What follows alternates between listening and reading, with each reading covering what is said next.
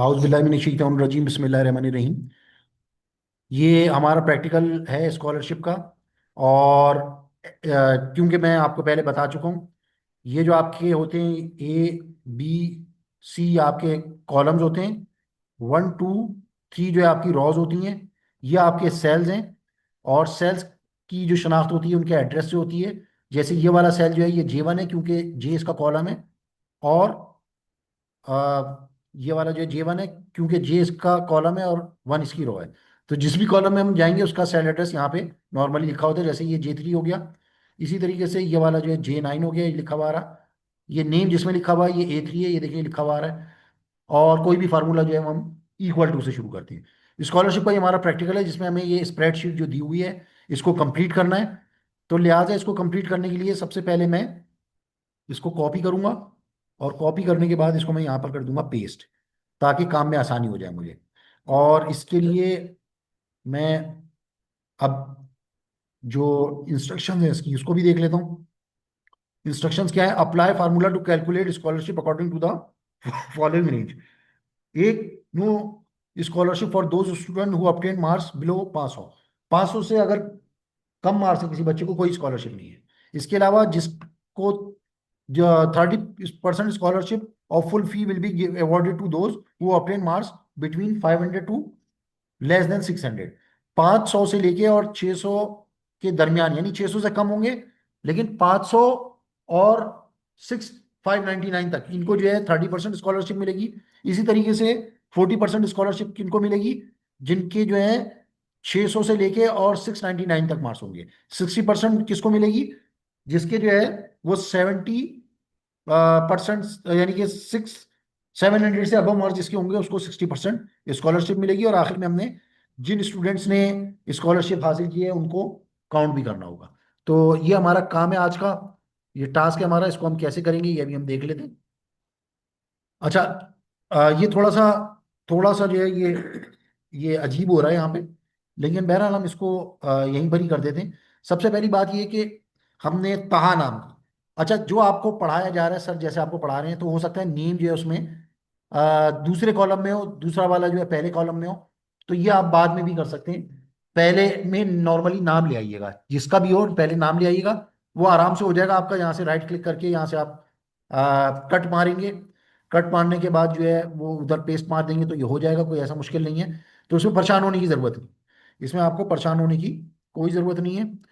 इसके लिए आप बाद में भी ये कर लीजिएगा। रोल नंबर इधर भी हो सकता है और रोल नंबर उधर भी हो सकता है। ये तमाम प्रैक्टिकल्स में आप कोशिश कीजिएगा नाम जो है वो आपका ए कॉलम में ही आ जाए। और उसके लिए सेल्स को इंसर्ट मार दीजिएगा आप लोग। अच्छा जी, तो बात चल रही थी स्कॉलरशिप की। फुल फीस आपके पास ये है। अब आपने स्कॉलरशिप निकालनी है। स्कॉलरशिप क्या? अगर आपके मार्क्स जो है वो 500 से कम है तो आपकी कोई कोई स्कॉलरशिप नहीं होगी।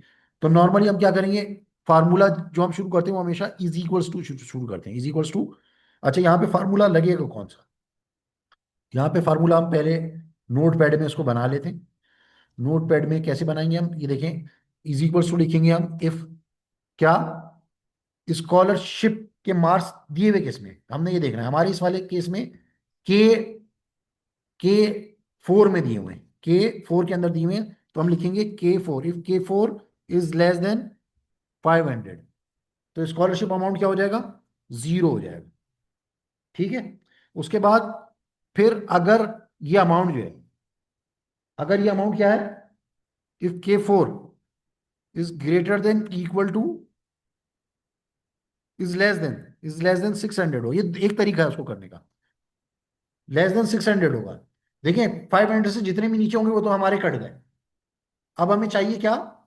600 से नीचे नीचे, यानी 599 तक। तो उसको कितनी परसेंट देनी है? 30% देनी। उसको कितनी देनी है? 30% स्कॉलरशिप। अच्छा, इसमें क्योंकि स्कॉलरशिप अमाउंट कैलकुलेट करना है तो हम खाली 30% लिखेंगे, उससे काम नहीं बनेगा। हमें क्या करना है? 30% मल्टीप्लाई किससे? जो फुल फीस है। 30% किसका दे रहे हैं आप? फुल फीस का। तो फुल की फीस हमारे इस केस में M4 में दी हुई है। ये देखिए आपको M4 नजर आ रहा है, इसके अंदर दी हुई है। तो लिहाजा आप क्या करेंगे? M4 लिखेंगे। क्या लिखेंगे? M4। ठीक है, 30% किसका? M4 का। वरना अगर ये भी ना हो तो फिर K4 अगर इज लेस देन 700 हो, तो ऐसी सूरत में क्या होगा? अभी हमने पढ़ा था 40% देनी है उसको, तो 40% मल्टीप्लाई किसका, किसकी 40% देनी है? फुल फीस की। तो फुल फीस किस में लिखी हुई है? M4 के अंदर लिखी हुई है इस केस में।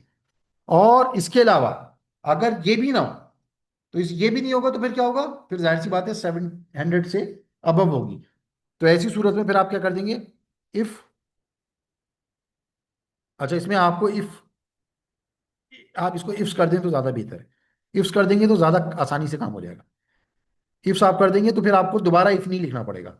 इफ्स अगर आप लिख देंगे तो दोबारा इफ नहीं लिखना पड़ेगा, लेकिन पहले मैं इफ से करा देता हूँ, फिर इफ से करा दूंगा, तो ताकि आपके लिए आसानी हो जाए।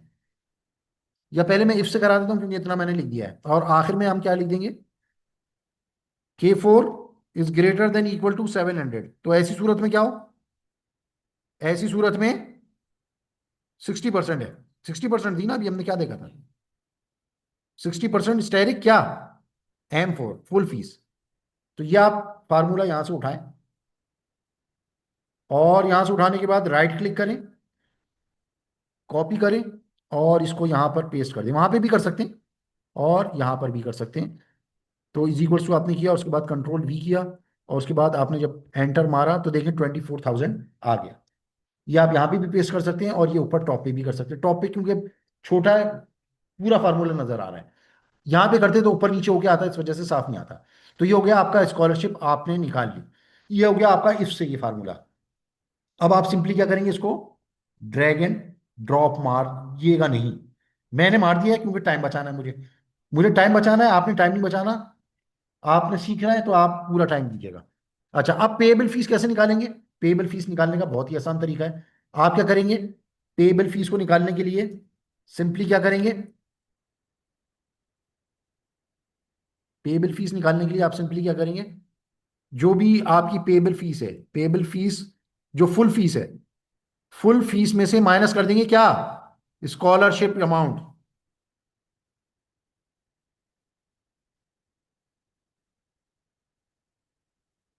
तो पेएबल फीस जो है वो किसमें लिखी हुई है? पेएबल फीस आपकी ओ में लिखी हुई है। पेएबल फीस किसमें लिखी हुई है? ओ में। तो आप लिख देंगे O4 में is equals to, O4 is equals to क्या? O4 is equals to M4 minus N4। तो आपके पास स्कॉलरशिप अमाउंट निकल आएगा, जो कि हमने दिखाया अभी कि ये सही है। और इसी तरीके से ये वाले में क्या लिखेंगे? इज इक्वल्स टू क्या? ओ क्या, क्या लिखेंगे? O5 माइनस, सॉरी, ये O5 है। O5 इज इक्वल्स टू क्या? M5 minus N5। तो आपके पास, तो आपके पास क्या निकल आएगा? ये देखिए, इससे घबराइएगा नहीं, आगे इसको थोड़ा सा बड़ा कर दें, इसको बड़ा कर दें। और आपसे गलती क्या हो रही है? आपने ये सही नहीं लिखा हुआ, आप इज इक्वल्स टू लिखें M5 माइनस N5। तो ये देखें आपके पास ये अमाउंट निकल आया। इसी तरीके से आप बाकी को भी कर लीजिएगा, फार्मूला लिख लिख के, ड्रैग एंड ड्रॉप नहीं कीजिएगा, तो आपके पास ये निकल आएगी। अब उसके बाद आपने टोटल स्टूडेंट्स निकालने जिन्होंने स्कॉलरशिप ली।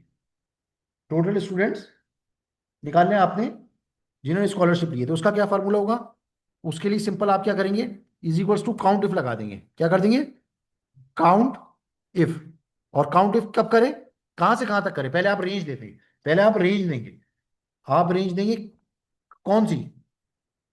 यहां से लेके और यहां तक की आपने रेंज दी। और कब काउंट करें?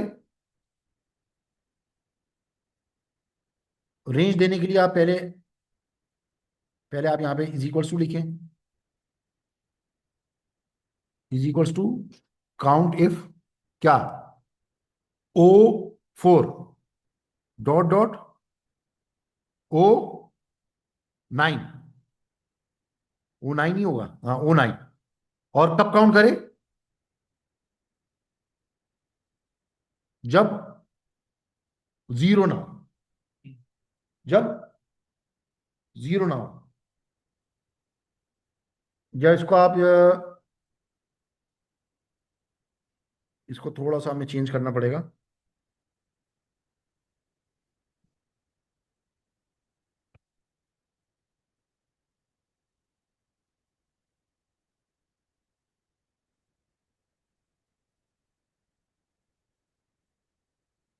नॉट लिख देंगे हम, और यहाँ पे लगा देंगे 0। ये फार्मूला सही हमने नहीं लिखा। अच्छा, ये हमने उस पे गलत निकाल लगाया। हमें एन पे लगाना चाहिए ये, क्योंकि स्कॉलरशिप अमाउंट जो है वो एन में दिया हुआ है। तो हम इसको ओ के बजाय हम कर देंगे एन।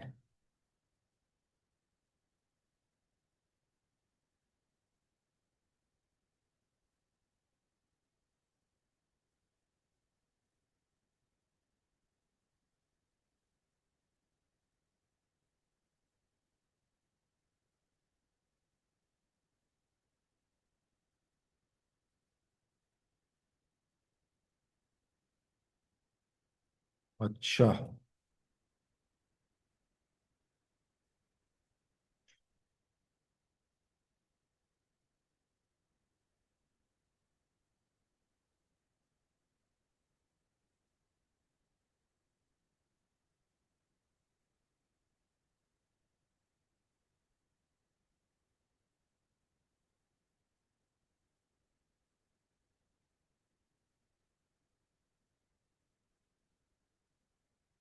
N 4, N 9।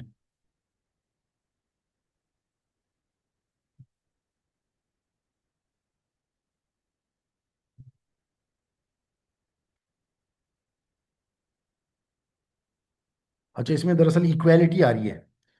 नॉट जो है वो ये थोड़ा सा इशू कर रहा है, लेकिन इसको हम देख लेते हैं।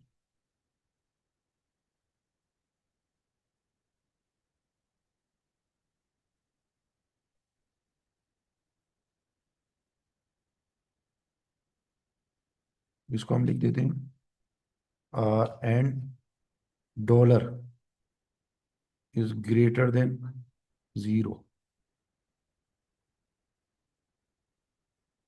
इसको एक मिनट, थोड़ा सा इशू आ रहा है, इसको हम थोड़ा सा स्टॉप करते हैं।